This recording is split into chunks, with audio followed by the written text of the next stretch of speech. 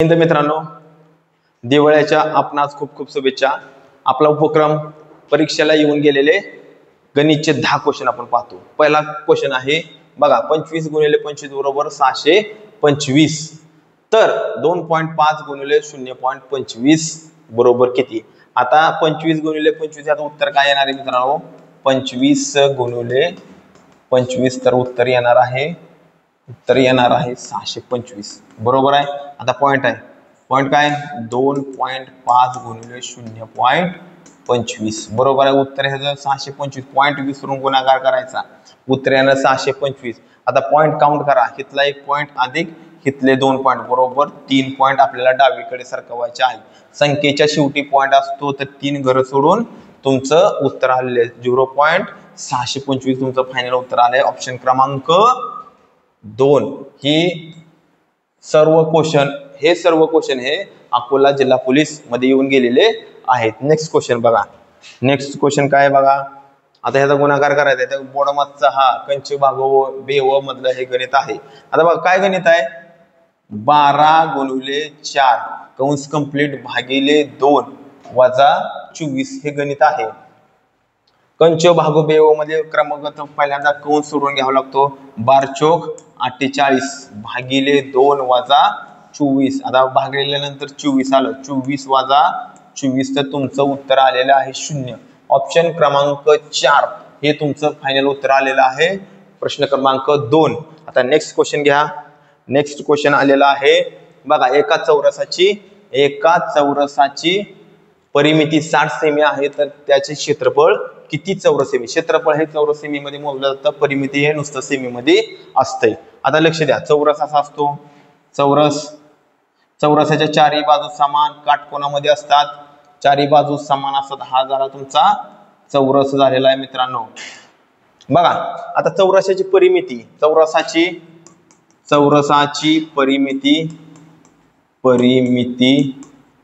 बरोबर 4 गुणिले बाजू, हे आपलं काय बन चौरसाचं सूत्र आहे।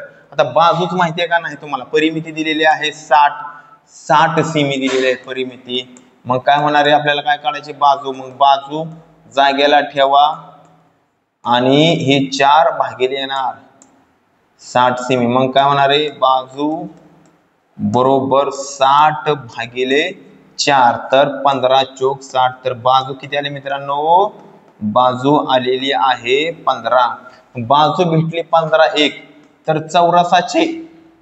चौरसाचे क्षेत्रफळाचं काय बाबा सूत्र, बाजू वर्ग, काय बाजू वर्ग कसं करणार, चौरसाचे क्षेत्रफळ बरोबर बाजू वर्ग। आता बाजू किती भेटली आपल्याला 15 चा वर्ग बरोबर 225 हे तुमचं उत्तर यायला पाहिजे। तर हे काय आलेलं आहे, चौरसाचे क्षेत्रफळ किती उत्तर आहे 225 चौरस सेमी। नेक्स्ट क्वेश्चन बघा, 1 ते 100 मध्ये एकूण मूळ संख्या किती आहेत। 1 ते 100 मध्ये मूळ संख्या 25 असतात मित्रांनो। चला नेक्स्ट क्वेश्चन, ह्याच्यात काय अवघड नाही। नेक्स्ट क्वेश्चन काय बघा, 200 कोटी म्हणजे 2 वर किती शून्य येतील। आता मित्रांनो हे सर्व प्रश्न अकोला जिल्हा पोलीसला येऊन गेलेले आहेत आणि असलेच क्वेश्चन आपल्याला 100% असतात पेपरला। आता 200 कोटी म्हणजे काय, 200 कोटी म्हणजे 2 अब्ज, किती 2 अब्ज बरोबर आहे मित्रांनो।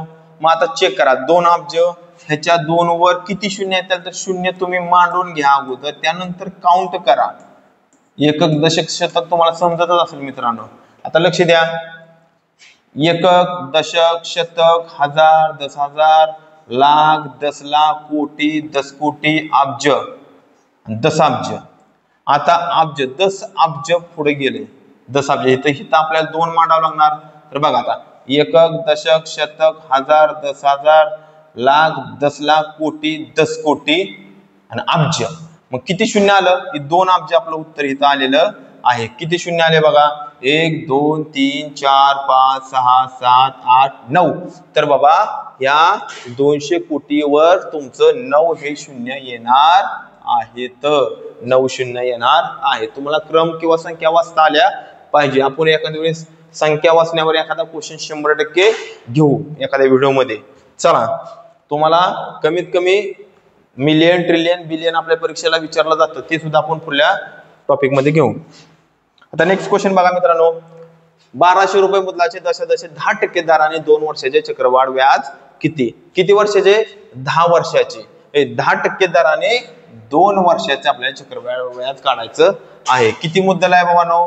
12,000 1200 रुपये मुद्दल आहे, गुणुले किती टक्के आहे? 100वर 10% दर आहे, भागिले 100. किती वर्षासाठी?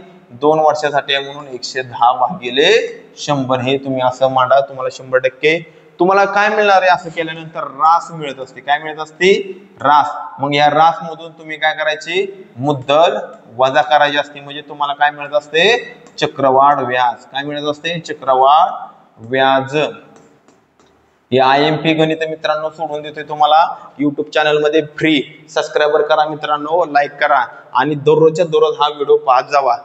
काय ना काय तुम्हाला 100% फायदा होतच असणार आहे. बघा, ह्या 0 0 कट, ह्या 0 0 कट, हे 0 हे 0 हे 0 हे 0.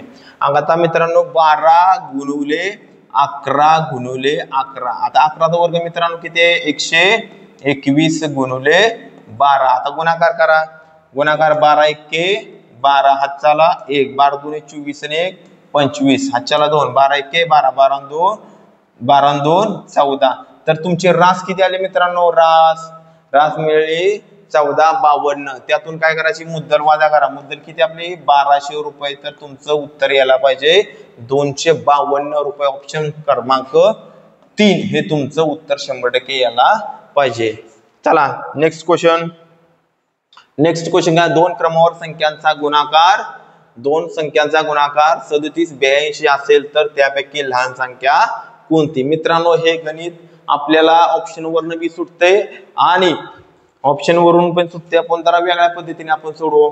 आता कसं सोडवणार बघा. आता गुणाकार दिला, 2 संख्यांचा गुणाकार किती दिलाय? 37 82. आता बघा 37 82 बरोबर आहे. आता काय करायचं? त्यातून फक्त 1 वजा करा. बरं किती आलं? किती आलं उत्तर? 37 81. त्याचं काय काढायचं? आपल्याला वर्गमूळ काढायचे. काय काढायचे? वर्गमूळ. वर्गमूळ मानल्यावर 1 आणि शेवटी काय आलं? 9 बरोबर. हे 2 कट झालं. आता 36च्या अलीकडली वर्गमूळ संख्या काय येते? 6. म्हणजे 37च्या अलीकडली 6 6 6. एक तर 61चा असणार किंवा 69चा आहे. मग मधली संख्या 65चं काढून काढा. 5 5 25 आणि 6 7 42. 7च्या पुढील संख्या 7 6 7 42. तर ही किती झालं? 65चं वर्गमूळ किती आलं? 42 25.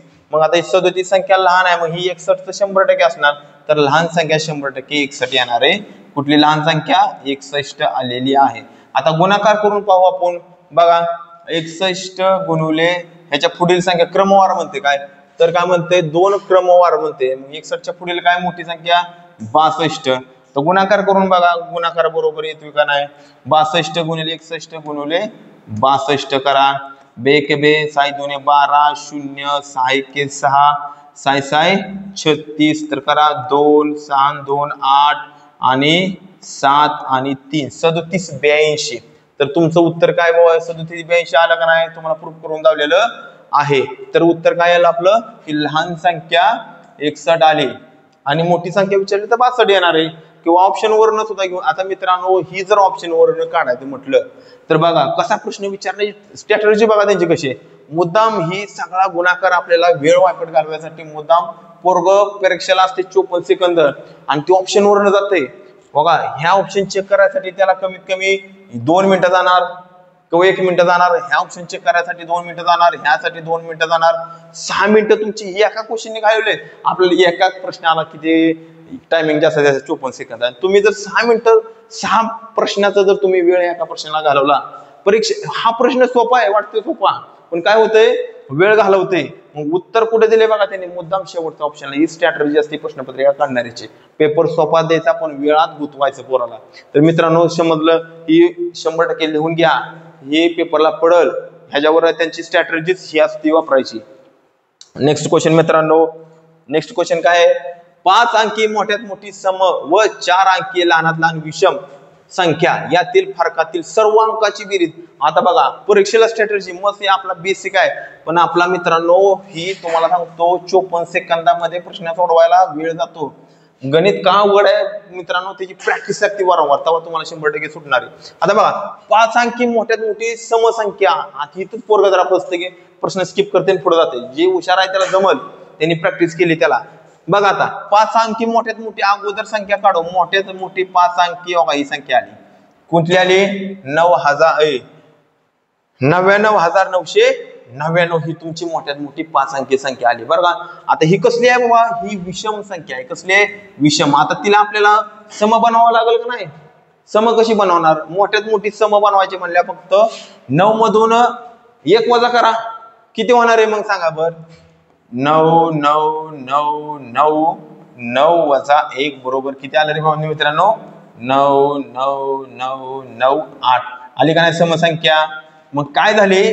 5 अंकी मोठ्यात मोठी समसंख्या मित्रांनो आपल्याला भेटलेली आहे. आता काय म्हणते बघा, लहानात लहान विषम संख्या किती अंकी बाबांनो? 4 अंकी संख्या. 4 अंकी लहानात लहान संख्या म्हणजे कशी वाढणार? अगोदर सुरुवातीला लहानात लहान संख्या बघा. आता लहानात लहान 4 अंकी संख्या तुमची 1000 आली बरोबर आहे. कसली आहे ही? सम आहे. पण काय आहे बाबांनो मित्रांनो?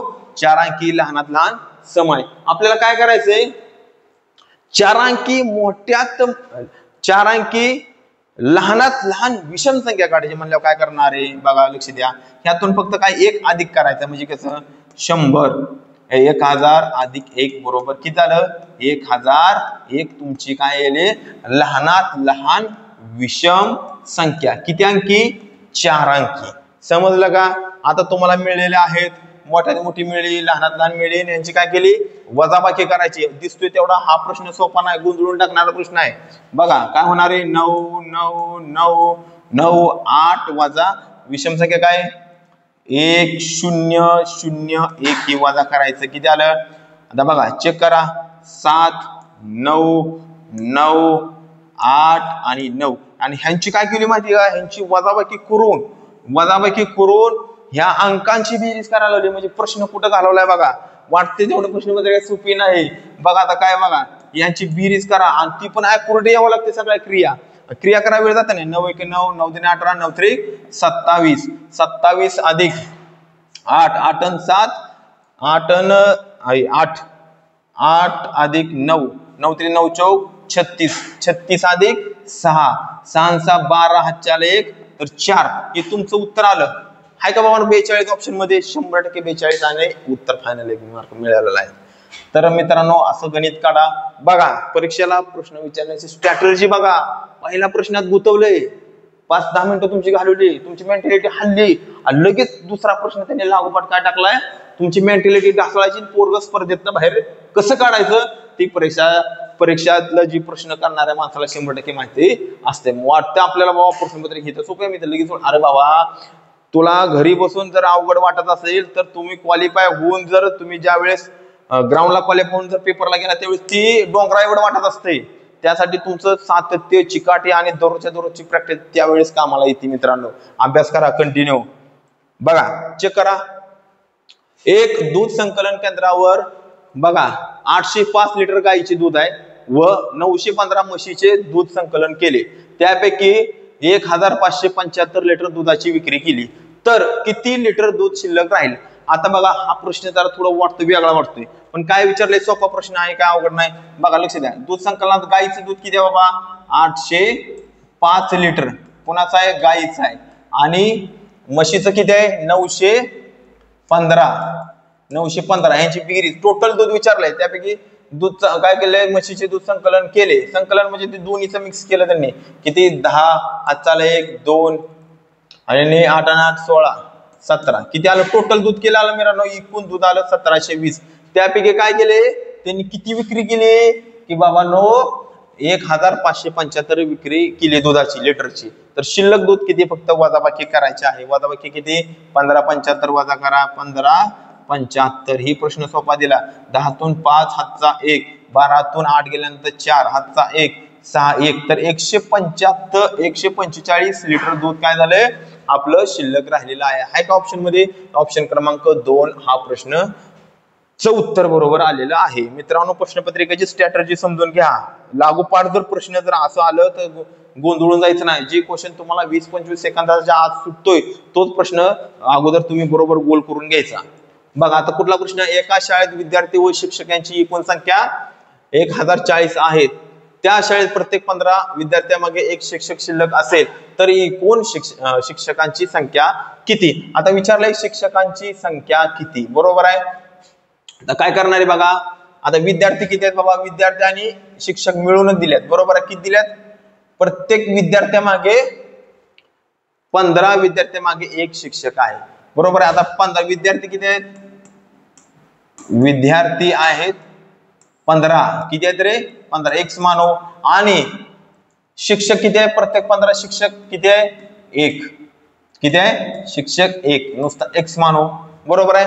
आणि त्यांची टोटल किती दिली रे बाबांनो? 1040 टोटल दिलेली आहे. आता काय करणार? ह्या दोघांची बेरीज करा.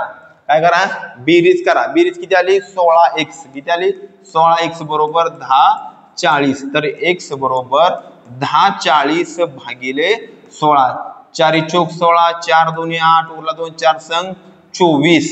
पण त्यानंतर 4 1 4, 4 संग 24, 4 पंचे 20, तर 65, बरोबर आहे. तर काय विचारलंय? तर एकूण शिक्षक किती आहे? तर किती आलं? 65 तुमचं फायनल उत्तर आलेलं आहे. समजलं का मित्रांनो? चला ठीक आहे. आता काय काढायचं आपल्याला? काय काढायचं आपल्याला? पुढला क्वेश्चन घ्यायचा आहे. पुढला क्वेश्चन बघा. अशा प्रकारे 10 क्वेश्चन संपलेले आहेत मित्रांनो. भेटू पुढील भागामध्ये. जय हिंद.